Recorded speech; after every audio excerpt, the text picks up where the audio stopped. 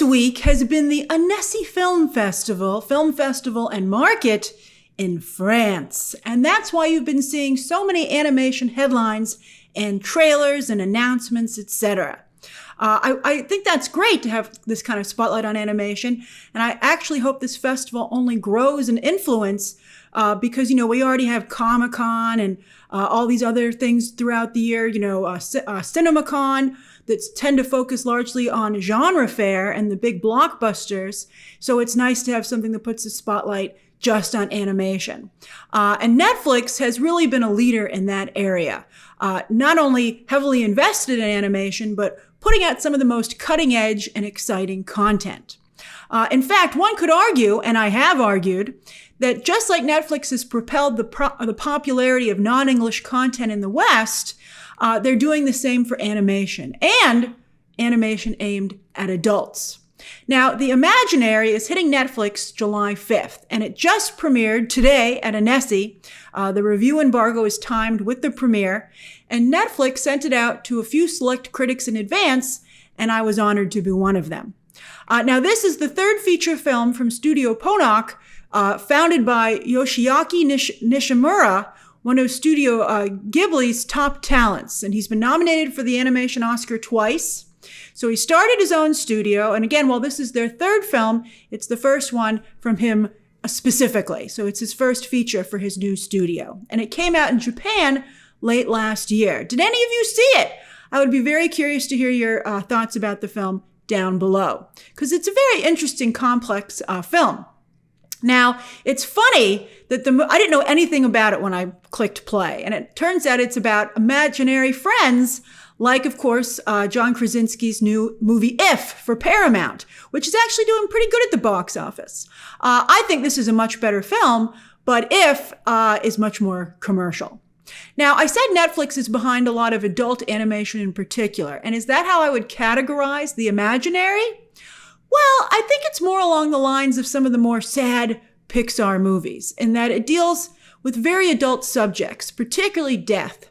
So if you are watching this movie with small children, I think it's important you be prepared to discuss these complex topics after the film. They're handled very responsibly and very well, but I think there are going to be some questions.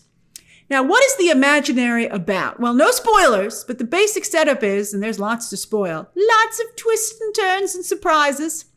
But the basic plot is that a young girl named Amanda in, I think, England. It's based on a UK novel, and so therefore I do believe it's set in the UK.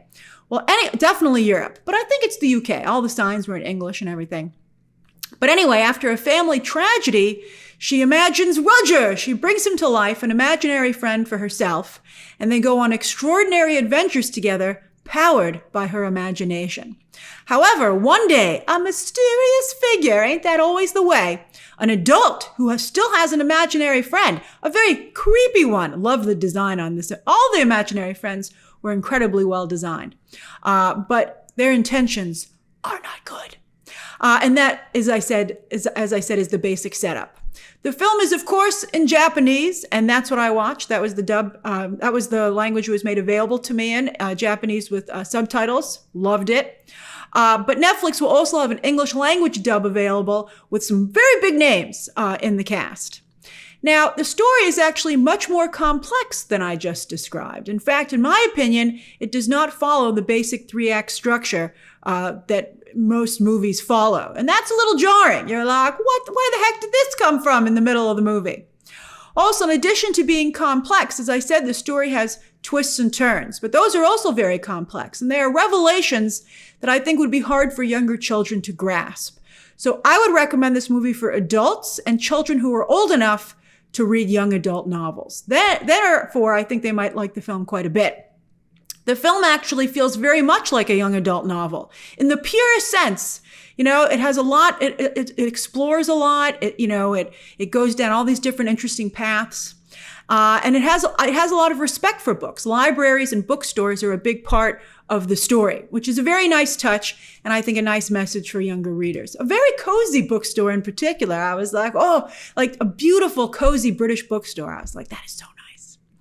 The film is complex, but also wildly inventive. It has some really inspired elements and sequences that are brought beautifully to life by the top-notch animation.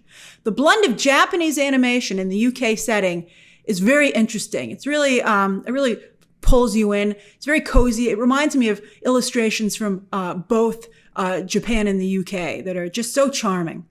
But, speaking of Japanese animation, I am not personally a huge fan of Miyazaki's, I know, his philosophical and metaphorical work. It's not totally for me. I respect it, but it's not totally for me.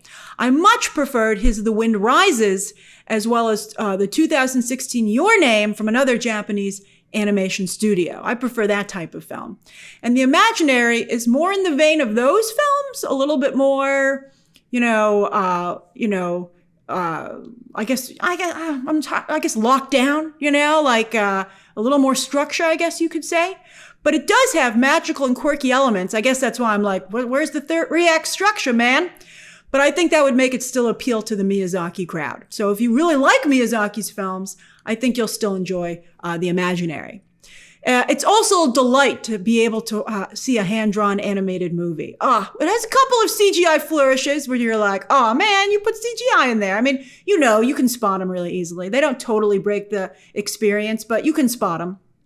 But it's like 99 or 95% hand-drawn. And it's just still such a rich and rewarding medium in a way that continues to elude computer animation. And I so wish that Western animation studios hadn't totally abandoned hand-drawn animation, and we're still putting out some films in that way.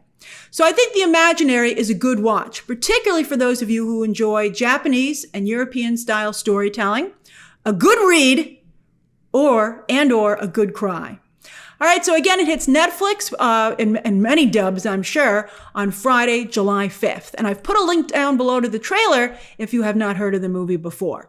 All right, so share your thoughts down below, subscribe today, and of course, as always, you can check out some more videos right now.